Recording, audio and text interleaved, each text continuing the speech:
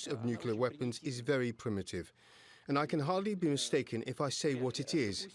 I've already said that this diktat of the Western countries, their attempt to put pressure on all participants in international communication, including neutral or friendly countries, ends in nothing.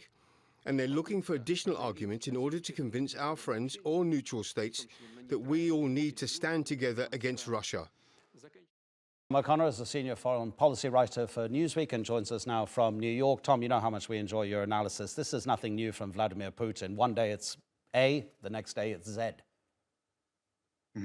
Yeah, so I think in the speech we heard a lot of very familiar arguments regarding the beginning of this war, the motivations for it is very familiar ground, as I said, going back from February and even before that, in the lead up to this conflict right now. Now, of course, the core of this is a concern in Russia that NATO was trying to strategically encircle Russia on various fronts, Ukraine being one of the last neutral countries of the former Soviet Union in that bloc area. So I think that right now what we've heard now is Russia reinforcing that argument. At the same time, there does seem to be some indications and reports coming out of Russia that there might be some desire to seek some sort of negotiation at some point. But of course, it might not come as a surprise. Such a negotiation would likely be predicated on keeping Crimea and the Donbass region. While at this time, of course, Kherson is really the front line of this conflict, and it doesn't seem to be any indication that either side's backing down there. Yeah, I mean, it's really difficult to get precise information out of Kherson. What's your latest understanding?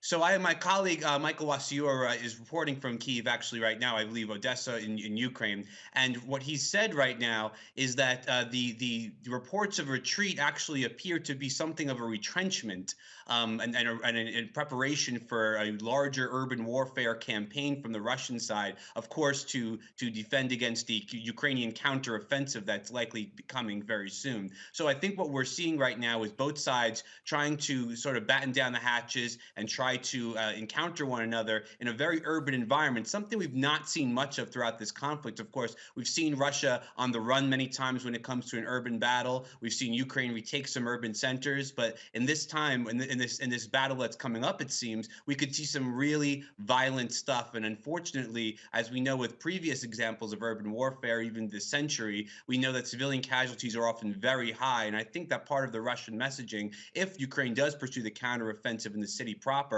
will be that Ukraine is essentially being attacking its own cities and stuff like that. So we should keep an eye out for the narratives coming from both sides, I think, as this unfortunate battle seems to loom ahead. Tom, what do you make of Thursday's statement from the Defense Department? Is this a change in American philosophy in terms of how it may deploy nuclear weapons to say that actually they could also be used in defense of allies, not just on American territory, not just to defend American territory or US troops abroad? Yeah, so there's always been something of a strategic ambiguity surrounding the U.S. nuclear strategy. We know there is no first strike policy. It is something that has been the subject of much debate, and I think especially now, given the concerning amount of rhetoric coming from both capitals, frankly, about the use of nuclear weapons, their potential application on the battlefield.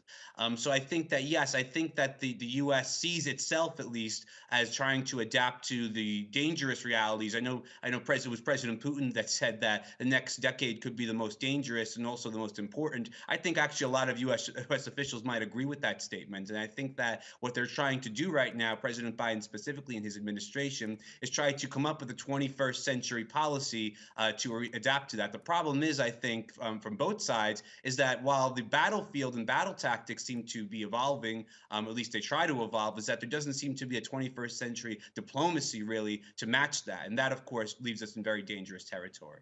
Tom O'Connor, thank you very much indeed. We know it's late for you. Thanks for staying up. Thank you.